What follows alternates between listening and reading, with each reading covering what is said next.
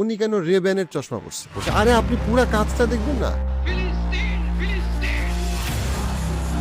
উনি যে ওনার যে পুরা ইম্প্যাক্টটা সেটাকে আমরা দেখবো না?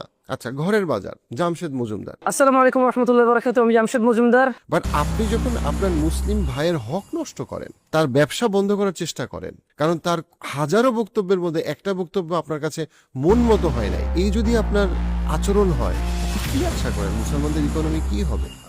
মাওলানা মিজানুর রহমান আজহারি বাংলাদেশে মানে প্রচন্ড পরিচিত একজন মুখ। ডেফিনেটলি যখনই আপনি খুব পরিচিত হবেন তখন অন্য অনেক ইসলামিক গ্রুপ আছে, তারা মনে করে যে উনি আর কি এমন বড় আলেম হয়েছে। বাট তারা চিন্তা করে না যে একজন তো অনেক মানুষের কাছে আসলে ইসলামের বাণীটা পৌঁছাইতে পারতেছে, তাহলে কেন আমি তাকে সমর্থন করব না? সে তো আমার মুসলিম ভাই, সে আমাদের একজন আলেম। সে বড় আলেম না ছোট আলেম, এই বিতর্ক করতে করতে ওই দলীয়করণ শুরু হয়ে যায়। উনি রিসেন্টলি যে লং মার্চ ফর গাজা হইলো, সেই একটা চমৎকার প্রোগ্রাম। তো ওই প্রোগ্রামে গেলাম, ভাল লাগলো, সবকিছু আসলো। ওমা, প্রোগ্রামের পরে মুসলমানদের মধ্যে যারা নামাজ পড়ে, রোজা রাখে, তাদের মধ্যে একটা বড় অংশের সমস্যা কি, উনি কেন রেব্যানের চশমা পরছে? আপনি আর কিছু পাইতেছেন না? ওইভাবে যদি আপনি সমালোচনা করা শুরু করেন আপনার যারা নেতৃস্থানীয় ওলামাদেরকে, তাহলে কি আর ইসলাম থাকবে? উনি একটা চশমা পরছেন, আপনি জানেন চশমাটা কবে কিনছে, কি করছে না করছে? উনি কি রেবেনের চশমা পরছে না উনি কোন সানগ্লাস পরছে, এটা ইম্পর্টেন্ট হয়ে গেল? ওনার বক্তব্য, ওনার উদ্যোগ, এই যে এতগুলা মানুষকে উনি একসাথে সুন্দরভাবে র্যালি, উনি একা করে নাই, আরো অনেক আলেমরা মিলেই করছে, আমি সবাইকে সম্মান করতেছি, কিন্তু মানে আলোচনাটা শুরু হয়ে গেল উনি কেন রেবেনের চশমা পরছে? আরে আপনি পুরা কাজটা দেখবেন না? উনি যে ওনার যে পুরা ইম্প্যাক্টটা সেটাকে আমরা দেখবো না?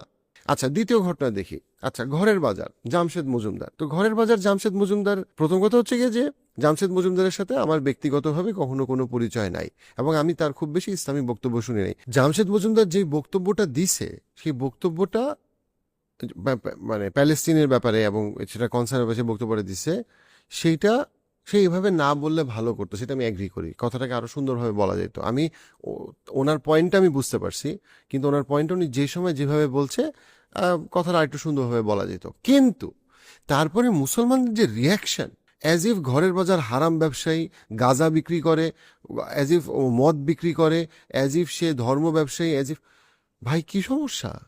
আপনি একদিকে বলতেছেন আপনি বিদেশি ইসরায়েলি পণ্য বর্জন করবেন, আরেকদিকে আপনার দেশে একজন মুসলিম যখন উদ্যমী হয়ে একটা ভালো কোম্পানি বানাইলো, তখন আপনি একটা চান্স পাইলেই তার যত ব্যবসায়িক প্রতিদ্বন্দ্বী আছে, যত মুসলমান আছে, তারে নিয়ে গালাগালি, মারামারি, ইহুদিদের দালাল, জায়নিস্ট, তার ঘরের বাজারের ফেসবুক পেজ বন্ধ করে দিতে হবে।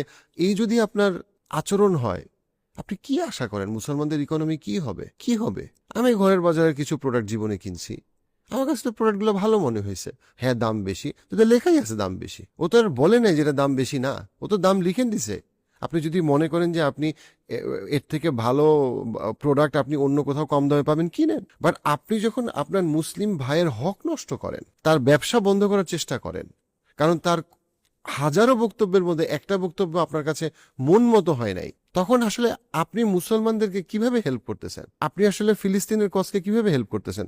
একটা হচ্ছে গিয়ে যে গঠনমূলক সমালোচনা, যে আমি এই ভুলটা ধরাই দিলাম। আরেকটা হচ্ছে যে আমি তারে টেনে নামাবো, আমি তারে একদম শুয়াই দিব, আমি তাকে শেষ করে ফেলবো।